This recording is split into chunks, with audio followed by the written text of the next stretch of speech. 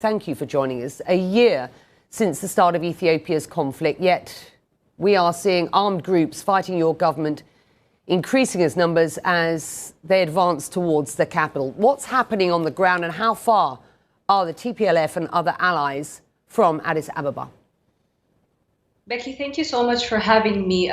Before I answer your question, it would be quite disingenuous of me to respond to your question without first addressing the big elephant in the room. And it's important for me to share with you, as well as your global audience, that Ethiopians, a majority of Ethiopians in Ethiopia as well as abroad, strongly feel that CNN has covered the conflict over the past year in a manner that is highly biased and detached from context.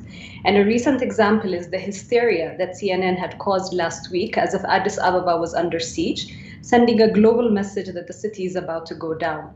And we have often shared that it seems Ethiopia is undergoing what seems like a coordinated media campaign to tarnish the image of the country, to tarnish the image of the Prime Minister and his administration. And media outlets like CNN, New York Times, Washington Post, and Reuters in particular, as well as others, have often chosen to carry an overly negative and skewed narrative, missing important nuances. And I reiterate this to you because I also heard the opening lines, which takes away or is devoid of assigning the actual blame where it is, assigning the blame to the TPLF that initiated this conflict. And they have also given testimony and confessed that they're the ones that attacked the Northern Command of the National Defense Forces. Right. So I think it's important. Let me respond to your words, because I've given you a chance to say your bit. Our work, our reporting was conducted carefully and methodically by CNN's highly experienced team in the region and elsewhere. We stand by its findings as well as the language used in our reporting, which we believe is fully justified. Here's a question to you. There are a number of media organizations, including CNN, currently in Ethiopia, who are not being allowed to report, not being granted accreditation from the government. What is the reason for that? And why? Why, if you want the story told, are you not allowing those organizations, including CNN, to try to do their work? That is a disinformation that is being perpetrated, Becky. And I dare say this because I also deal directly with some of the media. Oh, hold on. Hold on. We wanted to have what is disinformation? We have a team trying to get to work on the ground. Hang on, but don't accuse us of disinformation. Are you suggesting that we don't have a team that's trying to report on the ground? With respect. Your team is on the ground, but your team did not come into the country, or some members of your team did not come into the country by following the due process. I was informed, or some members of the government were informed, of CNN being on the ground and asking for accreditation. The accreditation process. Are you prepared to have them work on the ground and get accredited so that they can tell the story? You would have to allow me to finish. This is not a hostile environment to the media at all. There are so many other media entities that have entered the country. There are other media entities that had requested and been facilitated entry into the country, into the region that they wanted to cover these stories at. However, for the amount of blame that the Ethiopian government is admonished for not allowing media, you never hear about the media that actually do enter a report, and you don't hear about the media entities that have been granted accreditation, but their own headquarters tell them not to actually enter to the country. So these are also, stories that need to be at the forefront. Okay, let's try and get to the bottom of what is going on here, because everybody wants the best for Ethiopia. I know you will agree with that. Certainly, we are just trying to get our work done and get to the bottom of what's going on. So let's do this. UN Secretary General Antonio Guterres has called for unrestricted access to Tigray, to Amhara and Afar, saying that no convoys with supplies had entered Tigray since October the 18th. I have heard this from numerous agency sources. What will it take for the Ethiopian government to facilitate access and end what the UN has called a man-made crisis? Let's start with that, and then we'll get into the politics. Sure, Becky, humanitarian concerns are equally as important for the Ethiopian government. So the portrayal of the government as a demagogue with no interest in the well-being of its own people throughout the country is erroneous, and it's not right. That is why it invested up to 100 billion birr in humanitarian assistance and infrastructure repair works in the Tigray region. Until the National Defense Forces had withdrawn out of the Tigray region, which is the end of June 2021, the Ethiopian government had allocated or was covering up to 70% of humanitarian assistance. After the exit of the National Defense Forces, the onus of responsibility on humanitarian access reaching the intended beneficiaries within the Tigray region is on the TPLF. There has been, what we have witnessed after the humanitarian ceasefire that was enacted by the government is encroachment by the TPLF into the Tigray and Amhara. With respect, that is not the evidence of what our teams have seen on the ground, nor the evidence that I am being given by agencies who are still on the ground. The access isn't available, and that access isn't available. It may be from the TPLF side as well, but the Ethiopian government is not helping. Why? Why? The access has been there. There may have been bureaucratic, cumbersome processes, and in fact, at the beginning, the complaint from international humanitarian assistance partners was that there were so many checkpoints. So the checkpoints, to my understanding, at the beginning, which were 7, have been decreased, heeding to the complaints that were being lodged by humanitarian actors. And the reason for the Ethiopian government putting these humanitarian checkpoints in place is also for the safety of its people within the Afar and Hamara region that are on the borders of where TPLF had been active and also is trying to encroach upon, which they eventually did. Now, I think it's also important that for many months now, we have been facilitating every effort, including those by the UN, to get the food and aid to those in need. However, the TPLF has also been lying about this and politicizing and weaponizing humanitarian assistance. We've seen reports as well from the USAID saying that some of their humanitarian assistance was being diverted to fighters instead of those beneficiaries. We have over 800 trucks that are accounted for that have entered the region. Why are we not asking those questions as well? We have seen these trucks carry... I'm giving you the opportunity... Hang on. I'm giving you the opportunity to put your side here. I'm also just making the point that this isn't coming from the TPLF. I'm talking about the fact that humanitarian aid is being prevented from getting in. I'm being told this by humanitarian agencies. The WFP has had tanker after tanker after tanker held up, which has got fuel, essential fuel, to get to the people in need. Look, let's do the politics here, because the politics lie behind what is going on here. Prime Minister Abiy has called on Ethiopians to be... Hold on, please. Prime Minister Abiy has called on Ethiopians to be ready to defend the capital. You know that to be true. What does this mean? And is an arms solution the right solution at this point? Okay, so the Prime Minister calling upon the Ethiopian people to defend their city, to defend their communities, to defend their country is supplanting or supporting the government's responsibility and constitutionally mandated responsibility to thwart off any attacks, any terrorist attacks. As you know, the TPLF and their partners have been deemed or designated by the House of People's Representatives in an Ethiopian constitutionally clear process, designated as terrorist organizations. So you are seeing the rhetoric coming from the other side saying we're going to take over Addis Ababa, there's going to be a siege of the capital. With all this narrative building up, it's important for everybody to be aware and to be alert. So this is not necessarily from the Prime Minister to arm everybody and descend into civil chaos, but this is about being vigilant in their communities that this kind of threat, which is being overtly declared by the TPLF, is upon us. The Prime Minister also said, and I quote him here, "We will bury this enemy with our blood and bones and make the glory of Ethiopia high again," calling on citizens to take up arms and, quote, bury the terrorist TPLF. This is very heavy rhetoric from a leader. And it doesn't sound from that as if there is any room for the Ethiopian government to talk to the TPLF. Look, Facebook removed the Prime Minister's post.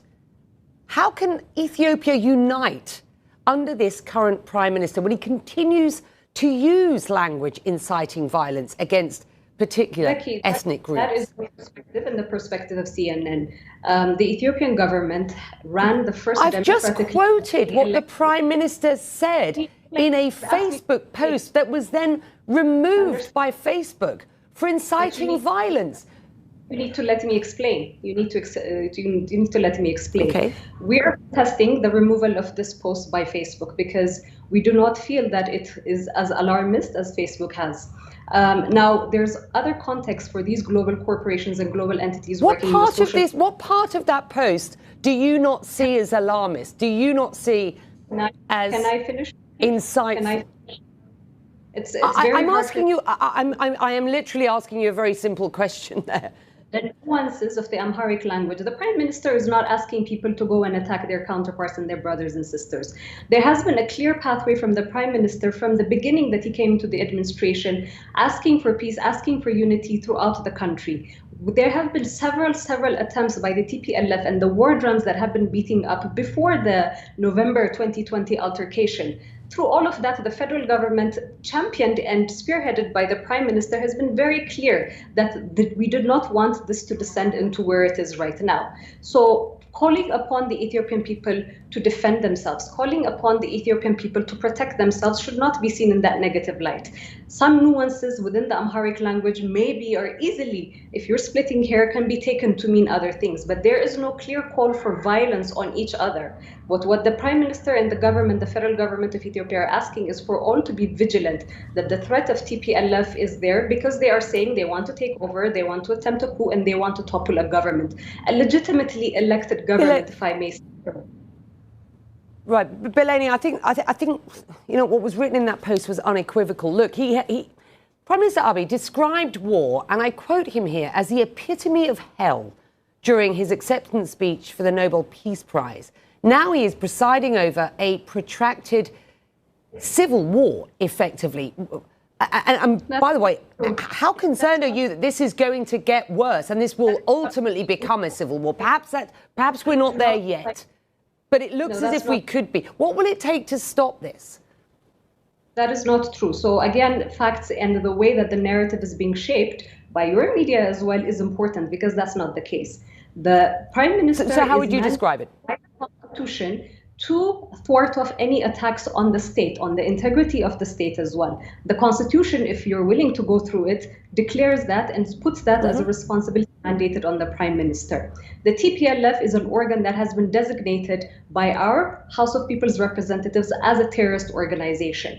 If the TPLF, if you remember in end of June 2021, when there was a unilateral humanitarian ceasefire that was enacted, the opportunity for peace was there. The opportunity, this unilateral ceasefire that was taken by the government was paying heed to the suffering of our own people. And we need to also acknowledge that the people of Tigray are our own people as well. So heeding to the pains that they are undergoing because of the criminal tendencies and the power grab that is being pushed by a small criminal enterprise and a small clique, acknowledging that the unilateral humanitarian ceasefire was considered a joke by the PLF, and what you saw them is encroaching into two other regions, looting properties, destructing properties, killing civilians, raping women and children as well. So this needs to be thwarted. He has a responsibility to... And I'm giving you the...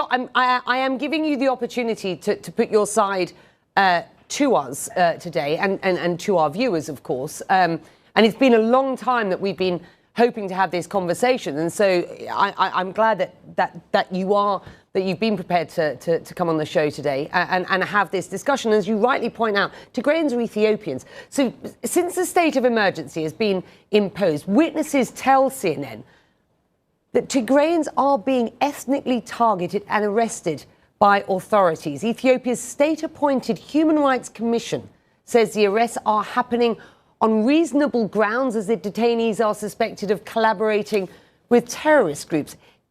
Is there any proof of that? I mean, this is a state of emergency was something that was enacted last week. So I would need to get further details in terms of the way that it is being implemented. But the enactment of the state of emergency is not to target any particular person based on the identity that they're aligned to. The state of emergency is put in place to protect the Ethiopian people, to protect the residents of Addis Ababa, who have been told with very, very fierce rhetoric coming from the TPLF that we are going to siege or we're going to come into Addis Ababa. So it's important for the state of emergency to put in place a mechanism that anybody that is trying to threaten the stability or the peace that is within the capital city is thoroughly addressed as well. So the details that you're asking for, this is something that's still in the pipeline. I may come back to you at another point. Well, the government has declared a state of emergency, reflecting the rapid escalation of this conflict that ultimately threatens to tear apart Ethiopia and further destabilize the Horn of Africa. Your government has urged foreign powers to stand with Ethiopia's democracy. You do not have the support of Washington, for example, which just this week accused Ethiopia of gross human rights breaches and said that it planned to remove the country from an important trade pact. What's the government's message to Washington? Who are you speaking to here? And just describe how you feel about the response from the international community at this point. I mean, Becky, let me just backtrack a little bit and address something that you had said. This is not the first time that a state of emergency has been enacted within the country, so we shouldn't use this particular point to exaggerate things more than that they are and to create an alarmist environment, because that's what a lot of international media have created. Going to your second question, the engagement with the US is still constructive. We look for a very constructive engagement. The US, the United States, has been a strong ally of Ethiopia for a very long time, and Ethiopia has also been a bastion of stability within the region. And they have described Ethiopia as an important partner, but that partner is not a constructive partner anymore. I spoke to Samantha Power about this just yesterday. Just yesterday, you lose the support of Washington. You lose the incredibly important trade pact that's there. Officials are sanctioned. What sort of impact will that have on Ethiopia's economy with respect and the people of Ethiopia? And isn't it time to push for a ceasefire and to sort this thing out? Your response? Becky, the humanitarian ceasefire was already in place. Remember, the TPLF brandished it as a joke. So I'm not entirely sure what you're talking about further other than that. With regards to the US, there is constructive engagement that we're looking for. And this constructive engagement needs to be rooted in the context and understanding of the complexity of what's unfolding. The same with the international community. We need the US and the international community support to defend democracy, justice, and the people of Ethiopia. And I say to defend democracy because for the first time in Ethiopia's modern history, we underwent the first democratic elections. It might not be perfect in the eyes of the US, it might not be perfect in the eyes of the international community, but it's the best that Ethiopia has come across. And these are building blocks for the democratization process that we have embarked upon in 2018. Are they painful? They're painful. Is it facilitating a segue for something more solid and foundational to come? Yes, but we still need that because this is a democratically and legitimately elected government, and the Prime Minister... The Ethiopian government faces huge criticism at present, and there are calls from pretty much everywhere at this point for a ceasefire. So you're right to point out that there was the bones of a humanitarian ceasefire at one point, but there are calls now for a full ceasefire. Briefly, tell me, what do you expect will happen next at this point? You know, this is something that Ethiopia has been preparing for in terms of facilitating a peaceful conclusion to this, really troublesome chapter. Ethiopia remains committed to enabling an all-inclusive national dialogue that is aimed at addressing all political contestations. And the institutions and processes that are being laid out for that national dialogue to take place, and such details will emerge accordingly. But we believe that this process needs to be Ethiopian in form, and in this nature will produce positive results pertaining stability and peace. This inclusive national dialogue is something in the pipeline. With that, we will leave it there. We have been pushing to speak to the Prime Minister. I've wanted to get the Ethiopian government's perspective now for some time. I do appreciate your time today. It's important that we have this discussion. I would like to speak to the Prime Minister. So that invitation is there. If you would like to, please take that to him. I think it would be important for the international community, the rest of the world, the viewers who will be watching this show today and at this time every day. They would like to hear from Prime Minister Abiy Ahmed as well. So we thank you very much indeed for joining us.